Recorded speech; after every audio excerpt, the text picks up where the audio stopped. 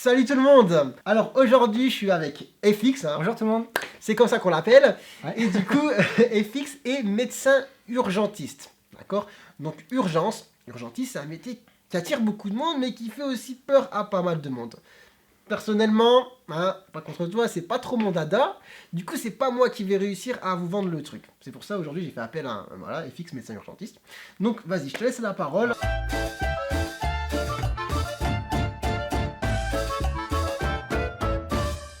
L'avantage dans les urgences, c'est que déjà c'est une activité qui est très variée en fait. C'est-à-dire que vous avez d'une part une activité au niveau des urgences, rien qu'à l'intérieur des urgences c'est très vaste.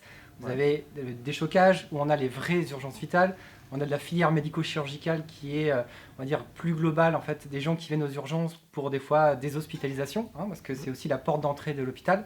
Et on a aussi la partie filière courte où c'est pour les petits bobos, les petites blessures, où là du coup ça va notamment plus vite. Donc rien qu'à l'intérieur des urgences, l'activité n'est pas la même. Et d'autre part, vous n'avez pas que les urgences, vous avez aussi l'activité SMUR, l'activité de régulation donc au téléphone au centre 15, et on a également une partie d'enseignement via les CESU, donc on parlera ouais, les plus tard. CESU c'est un peu compliqué, on en parlera dans une autre vidéo, d'accord? Voilà, donc rien que ça, l'activité est très variée. On dit même que c'est les 15 minutes les plus intéressantes de toutes les spécialités. Mais bon, c'est quelque chose qu'on peut apprécier ou pas, mais c'est quelque chose de très varié en tous les cas. Du coup, les gens, là, on est à la régulation du SAMU. Donc, FX travaille aussi à la régulation. Tu travailles à la régulation. C'est ça, tout à fait. Ouais, exact. Du coup, la régulation, c'est quoi? C'est quand vous appelez le 15, vos appels sont reçus ici, derrière moi. Donc, on voit, il y a des gens qui sont derrière des PC, derrière des téléphones, et c'est eux qui vous répondent. Et du coup, parle-nous un petit peu justement de la régulation. Alors, lorsque vous décrochez, vous n'allez pas avoir le médecin directement au téléphone. Vous allez avoir au début un assistant de régulation médicale qui va prendre quelques renseignements, votre nom, votre fiche, votre adresse, votre âge, et savoir surtout qu'est-ce qui se passe. Et seulement après, dès qu'on a les renseignements, on passe l'appel au médecin qui prend l'appel. Du coup, toi. C'est ça, moi, exactement. Voilà. Et du coup, toi, qu'est-ce que tu fais au bout du fil? Et donc moi, au bout du film, ma mission, ça va être de juger la gravité de l'appel, savoir quels moyens envoyer et quelles décisions prendre. C'est pas de faire un diagnostic, on ne fait pas de diagnostic par téléphone, mais on estime la gravité pour savoir si on a besoin d'une ambulance, des pompiers ou du SMUR, en fonction de si c'est gravissime. Alors, urgentiste, justement pour ceux qui sont intéressés, hein, peut-être, je sais pas, s'il y a des lycéens, même des jeunes médecins, exactement, ça commence à cet âge-là. C'est possible, tout est possible. Et tout ça. Voilà, comment on devient urgentiste? Ça marche comment maintenant, aujourd'hui? Alors, depuis quelques années, là, c'est devenu une spécialité à part entière. Okay. Avant, moi, j'ai une filière de médecine générale. Là, maintenant, c'est vraiment une spécialité à part entière. Ce qui peut faire peur à certains, c'est de dire, je vais faire ça toute ma vie. Mais rassurez-vous, vous ne ferez pas obligatoirement ça toute votre vie. Bien sûr, si vous aimez, vous pourrez. Mais on a toujours des portes de sortie. C'est-à-dire qu'on a toujours des voies différentes. Vous pouvez vous diriger vers la gériatrie, vers de l'allergologie, vers la médecine du travail, service qualité, etc. Tout est possible en fait. Ok, mais alors là, je rebondis tout de suite. Tu es sûr qu'avec justement les nouvelles réformes, le fait que ce soit une spécialité médecine d'urgence, on pourra faire ça? Oui, en fait, il suffit après juste de passer un DU, un petit diplôme, quelque chose qui est très accessible. On manque tellement de médecins là actuellement que on a la possibilité de s'ouvrir vers plusieurs portes. Là, pas de problème pour ça. Ok, d'accord, tu m'apprends quelque chose. Hein. Ouais. Moi, personnellement, je pensais que du coup, avec le fait que ce soit une spécialité à part, on reste cantonné là-dedans, mais bon, si tu le dis, tu en es sûr. Voilà, et après, même si on reste que au niveau des urgences, on peut avoir également on va dire un peu un confort, être sur certains postes un peu moins fatigants que d'autres. Voilà. Comme par exemple faire un petit peu moins de nuit ou faire des fois un peu plus de régulation, même si bien sûr c'est difficile, mais la fatigue n'est pas la même, c'est moins de fatigue physique, c'est plus une fatigue mentale. Alors maintenant on est au SMUR justement, donc FX travaille au SMUR, c'est ça? Voilà, c'est ça, au SMUR, oui. Et on a Max du coup qui est ambulancier au SMUR. Donc voilà, je vous laisse parler si vous avez des choses à dire. Donc le SMUR, on intervient seulement en cas d'urgence vitale. On est déclenché par la SAMU, donc là où on était tout à l'heure. Hein, et dès qu'on a un appel, nous on monte dans la voiture, composée d'un ambulancier, du médecin, d'une infirmière.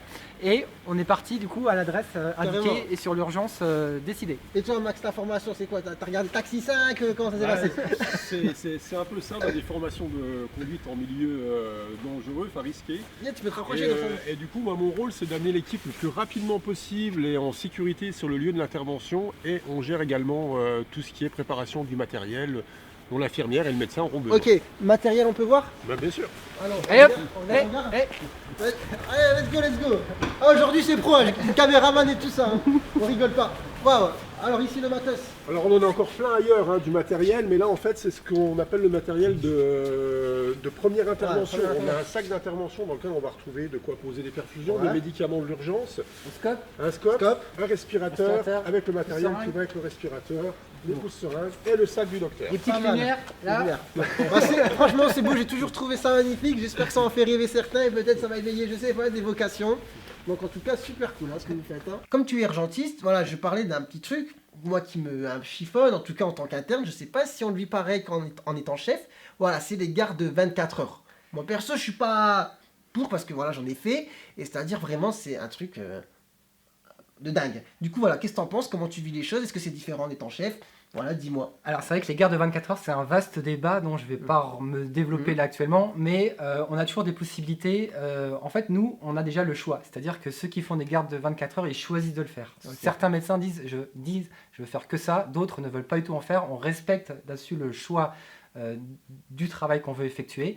Et après, sur des gardes de 24 heures, ce qui en effet peut être difficile parfois, moi personnellement, l'astuce que j'ai, c'est que justement le fait que le métier soit varié me permet de couper ma journée et je vais par exemple être la journée aux urgences, le soir à la régulation, ou faire l'inverse, mais je vais jamais travailler 24 heures au même poste. Du coup, ça me fait pas la même fatigue et me permet de tenir plus facilement pour ces gardes de 24 heures. Ouais, d'accord, c'est ça. Du coup, je pense que ça dépend vraiment des hôpitaux. C'est-à-dire, bon, il y a beaucoup d'hôpitaux en France. Tout à fait. Il faut oui. trouver le bon. Il faut C'est trouver ça. celui qui arrive à s'allier avec ta vision de voir les choses, la vision de voir le métier.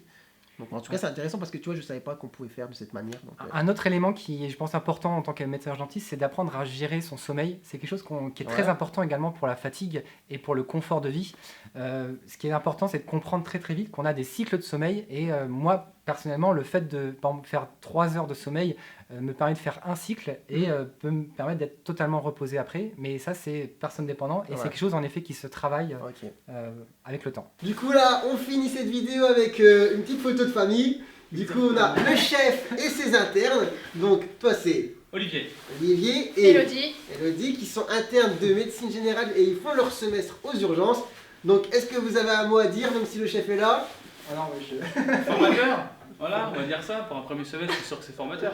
Après, il y a des jours mieux, des jours moins bien, mais ça, je pense que c'est partout pareil dans tous les stages.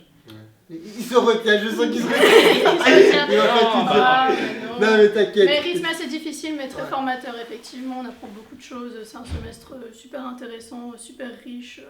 On prend le rythme d'internat, quoi. Après l'externat, ça gros pas en avant. Et du coup, là, il reste plus qu'un mois avant la fin du semestre. Ouais, Un mois et demi. un mois et quelques. Un mois et demi, et comment un elle a mois et dit, demi. j'ai l'impression. Ça va être un long mois, mais bon, ça va, Mais- ils ont une bonne tête quand même. Ouais, non, Ils ça sont va, pas- ça va. Il y a encore de la matière. Et en plus, il va dire que je suis grasseux. Il a pas trop fondu, donc ça va, ça passe bien. Ça Ah, va, c'est bah, ça passé seul, vite. on va devoir voilà. couper, désolé, il va Ah, travailler. c'est bon, c'est bon. Voilà les gens, j'espère que cette vidéo vous a plu. Merci FX en tout cas. Merci à toi. Ouais, pas de souci, il n'y a pas de souci. Et du coup, voilà, j'espère que vous avez un petit peu appris sur le métier d'urgentiste. Peut-être ça vous a donné envie, je ne sais pas. Mais voilà, en tout cas, on se retrouve bientôt pour une nouvelle vidéo, toujours avec FX, sur les CESU qu'on n'a pas eu le temps de développer. Du coup, sur la formation en gestes de premier secours, etc. On y reviendra. En attendant, moi, je vous dis au revoir, à bientôt pour de nouvelles vidéos. Ciao, ciao. Salut, au revoir.